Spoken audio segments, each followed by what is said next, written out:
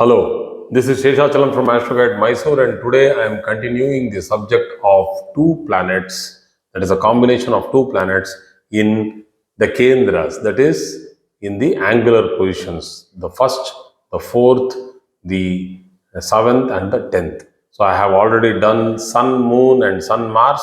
Now it is the time for Sun, Mercury, which gives rise to BudhaAditya Yoga, one of the strongest Raja Yogas if well placed in a chart.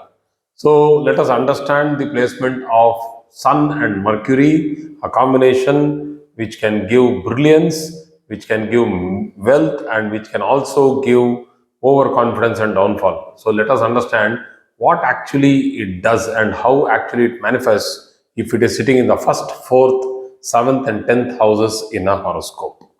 So let us first start with the first house. So the person will be brilliant, tactical particularly because Mercury and Sun both are very strong when they are posited in the first, the ninth, the 10th. So they get the directional strength because Sun usually in the first house, as per the Kala Purusha also, first sign, Mesha Rashi, that is Aries, Sun gets exalted. So as that, if it is posited in the east, in the ascendant, Sun gets into a very strong position and it makes the person look brilliant.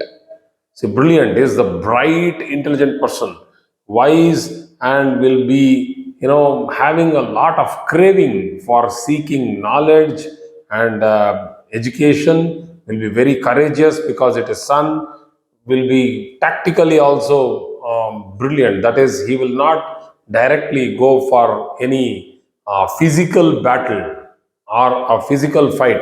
He would be thinking a lot. He is not, a person who is going to be like fist first. He will think first because of that beautiful combination of Buddha Aditya Yoga.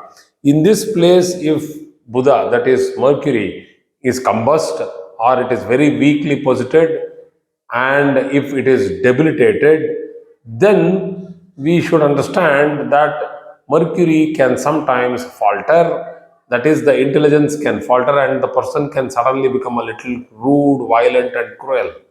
So it can happen because Sun, when Mercury is debilitated, is usually in the sign of Pisces. So if I go ahead with this particular placement of Sun and Mercury in the first house, a strong built person, obviously, because Sun represents bones, the first house represents the bones.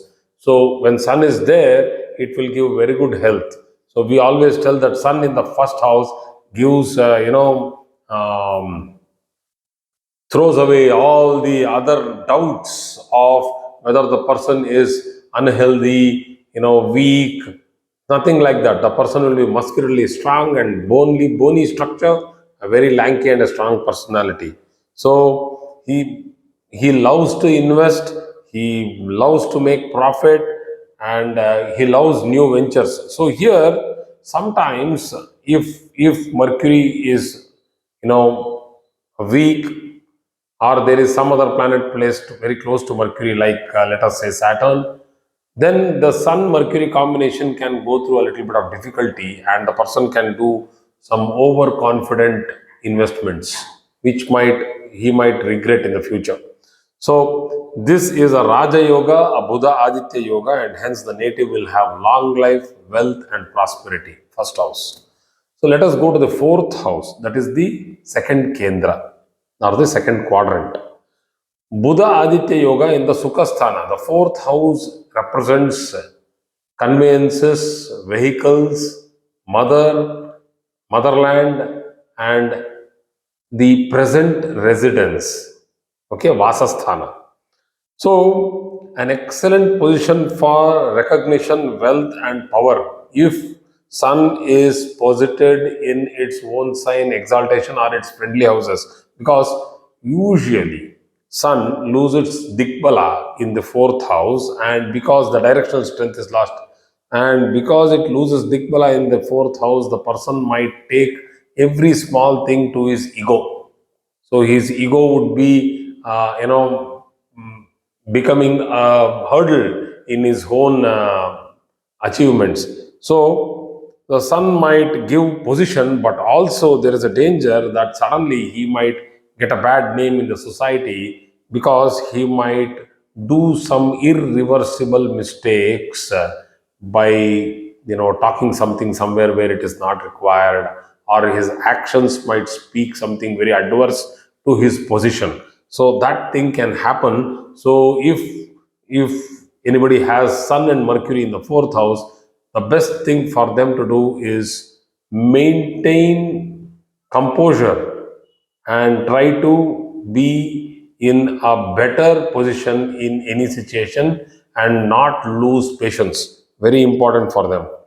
They will be very healthy, and with regard to their natural health, it is very good, but they need to control the low density lipids, that is the cholesterol, because sun in the fourth house can become a little bit of difficulty because it is near to the fifth house, that is the heart. So the fourth house, if it is on the edge of the fourth house, we take it as the upper heart. So, or the chest, just below the shoulder blades and the chest region. Let us go to the seventh house. Usually, this particular combination in the seventh house is not considered great at all by many epics. But if you see the other way around, and if you see that Sun and Mercury are well posited, it's not combust, so Mercury is not combust, then he is a man of business.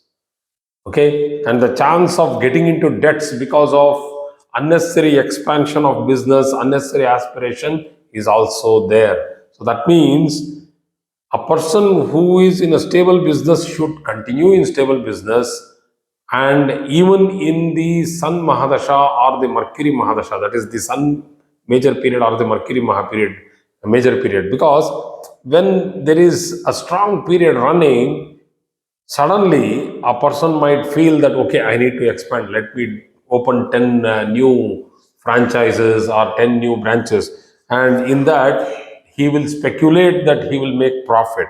So sudden speculation and partnerships, a person can lose his position in business.